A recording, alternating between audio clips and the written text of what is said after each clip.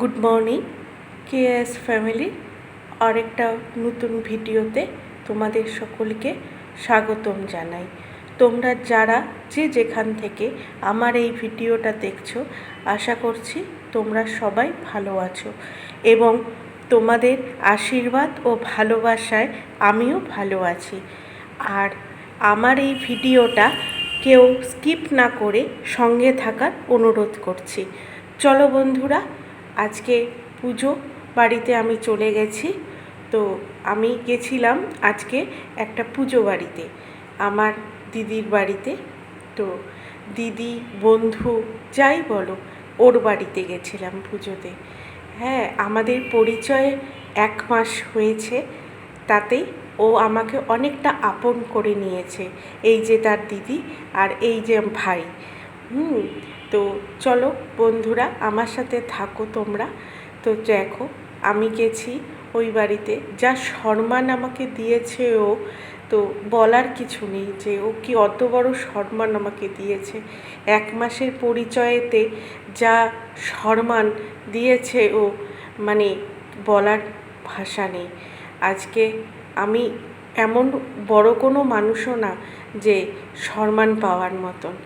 ও কালকে প্রথম থেকেই, মানে ওর বাড়িতে যাওয়ার পর থেকে ও খুব আনন্দ খুশির মধ্যে আমাকে রাখার চেষ্টা করেছে। আর তোমরা তো জানোই যে ও মানে আমার বোনের বিয়ে হওয়ার পর থেকে আমি পুরোপুরি প্রায় একাই হয়ে গেছি। মানে অত সঙ্গ তো কেউ দেয় না।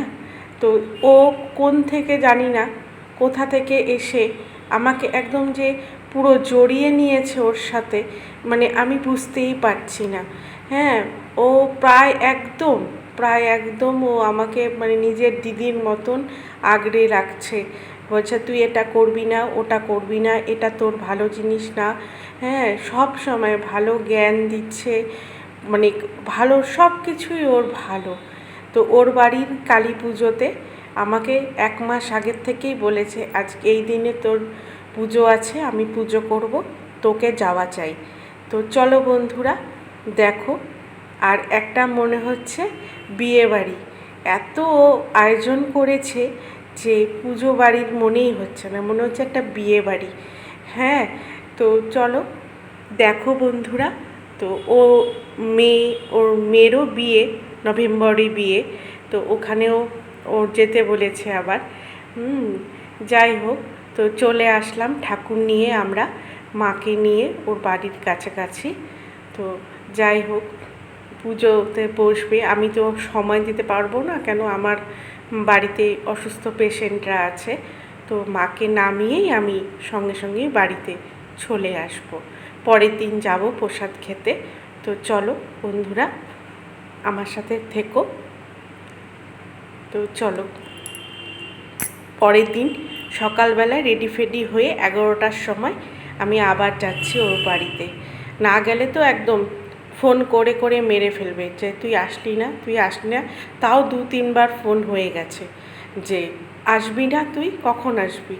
হ্যাঁ, যাই হোক, তো চলো, তো যাই ওর বাড়ি, তাড়াতাড়ি করে যেতেই হবে আমাকে। তো চলে গেলাম ওর বাড়িতে, প্রায় চলেই এসছি বাড়িতে। আর ওই যে ভাইকে যে দেখলাম, আমরা এরা সবাই এই পুজোতে থাকি, কালীবাড়ির পুজোতে। ওই পুজোতে যাই হোক, যাইভাবে যাই আমরা, তো করা যায়। তো করে তারপরে আমরা চলে আসলাম খেতে। আর কি সুন্দর লাগছে প্রসাদ খেতে।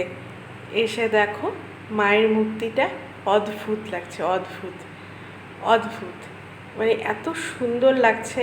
পুজো হয়ে গেছে, ভোরবেলা পুজো শেষ হয়েছে। তো আমাকে রাত্রে থাকতে বলেছিল ও, রাত্রে তো আমার থাকা হবে না, তাই জন্য আমি থাকতে পারিনি গো, বাড়িতে মা আছে। তো চলো কি কি প্রসাদ দিয়েছে চলো দেখি। আর আমরা ভাই আর বোনে একসাথে বসেছি, তাও এসেও একবার বললো তোরা ভাই বোনে একসাথে বসেছিস খেতে। তো খিচুড়ি করেছে, 2 রকম তরকারি করেছে, আলুর চিপস করেছে, তারপরে হচ্ছে চাটনি করেছে, পায়েস করেছে। সব কিছু তো আর তোলা যায় না, যেটুকু যেটুকু তুলেছি তোমরা দেখো, ভালো লাগবে। আর আজকে প্রায় ভিডিওটা আমার শেষ। বন্ধুরা ভালো থেকো।